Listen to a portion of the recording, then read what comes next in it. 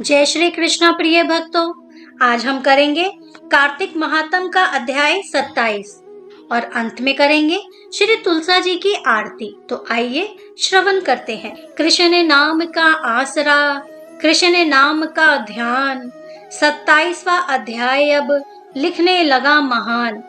जय श्री कृष्ण।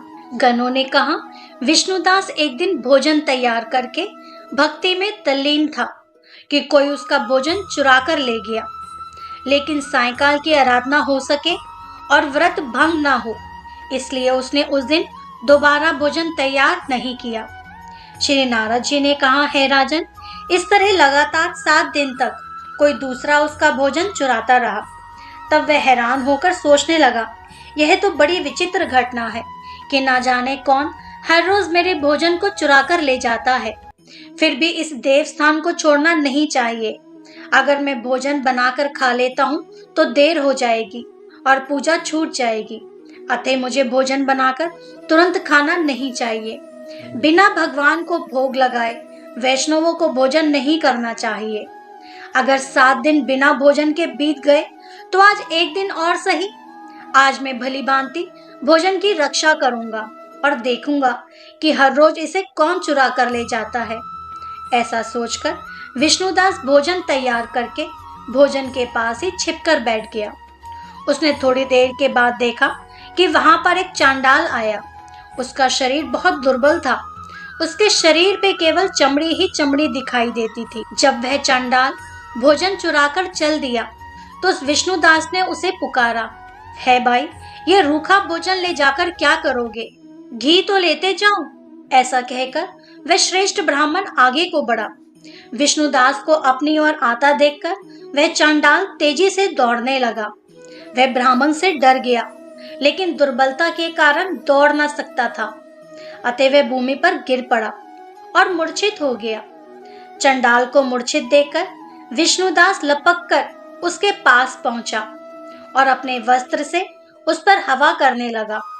और उसके बाद उसने जो कुछ देखा उसे देखकर वह आश्चर्यचकित रह गया।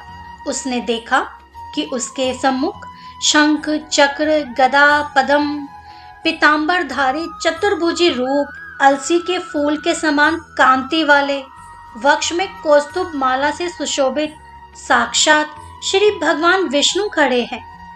भगवान का दर्शन करके सात्विक भाव से युक्त वह श्रेष्ठ ब्राह्मण उनकी स्तुति तथा प्रणाम कुछ न कर सका। वहीं पर सब इंद्र आदि देवता भी उपस्थित हो गए और गंधर्व तथा अप्सराएं आकर गीत गाने लगी तथा नृत्य करने लगी। ब्राह्मण उन्हें प्रणाम करने के लिए जो ही उतावला हुआ तो ही वहां संपूर्ण देव, गंधर्व और अप्सराएं आ गई। विष्णु भगवान ने अपना स्वरूप ब्राह्मण को प्रकट कर उसका आलिंगन किया और दिव्य विमान में बिठाकर उसे वैकुंठ को ले गए। दिव्य विमान में ब्राह्मण को विष्णु के साथ जाते हुए चोल राजा ने भी उसे देखा। उसने अपने गुरु आचार्य मुद्गल को कहा, मैंने जो यज्ञ आदि किए हैं वे सब व्यर्थ हुए। जितनी दान दक्षिणा मैंने ब्राह्मणों को दी वह सब असफल हुई। विष्णु भगवान के दर्शन नहीं हुए। विष्णुदास ब्राह्मण ने केवल श्रद्धा से भक्ति करी। उसके प्रभाव से विष्णु भगवान ने आकर उसको दर्शन दिए। इसलिए भक्ति ही सर्वोपरि है। मुझे भगवान के दर्शन के लिए राजकाज त्याग कर भक्ति करनी चाहिए। राजा के कोई पुत्र न होने के कारण उसने अपने भांजे को राजगद्दी का अधिकारी बना दिया और आप विष्णु भगवान की भक्ति करने लगा। बहुत काल तक भक्ति करने के बाद भी विष्णु भगवान जी ने दर्शन नहीं दिए तो वह अग्नि कुंड में कूद पड़ा। अग्नि में प्रकट होकर विष्णु भगवान ने राजा को गोदी में उठा लिया और कहा कि मैं तेरे त्याग और भक्ति से बहुत प्रसन्न हूँ। उसका आलिंगन कर उसको दिव्य विमान में अपने साथ बिठाकर वैकुंठ में ले गए। विष्णु जी ने अपने समान रूप वाले ब्राह्मण को पुण्यशील और राजा चोल को सुशील नाम देकर दोनों को अपना द्वारपाल बना लिया। और इसी के साथ कार्तिक महात्म का अध्याय 27 समाप्त हुआ। आइए शुरू करते हैं श्री तुलसा जी की आरती। तुलसा महारानी नमो नमो, हर की पटरानी नमो नमो। कौन से महीने में बोई रानी तुलसा, तो कौन से महीने में हुई हरियाली नमो नमो। तुलसा महारानी नमो नमो, हर की पटरानी नमो नमो। आषाढ़ मास में बोई रानी तुलसा, तो सावन मास हुई हरियाली नमो नमो। तुलसा महारानी नमो नमो, हर की पटरानी नमो नमो। कौन से महीने में हुई तेरी पूजा, तो कौन से महीने में हुई पटरानी नमो नमो। तुलसा महारानी नमो नमो, हर की पटरानी नमो नमो।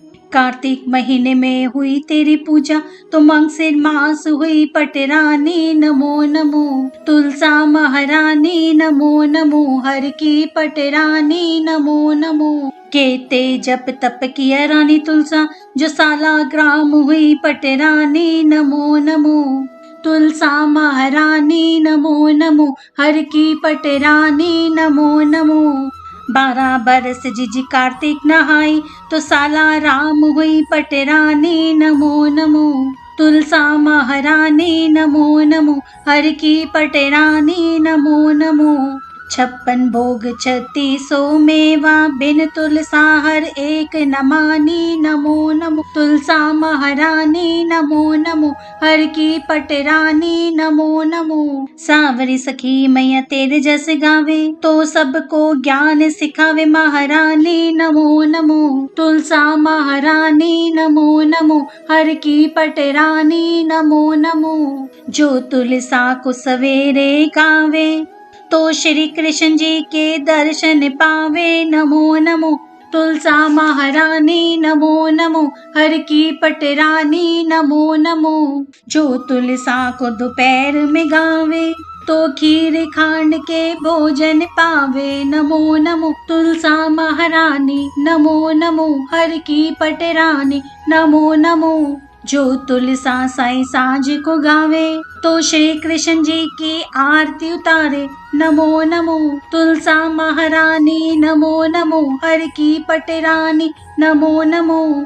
जो तुलसा आधी रात को गावे, तो यम के दूत निकट नहीं आवे नमो नमो। तुलसा महारानी नमो नमो, हर की पटरानी नमो नमो।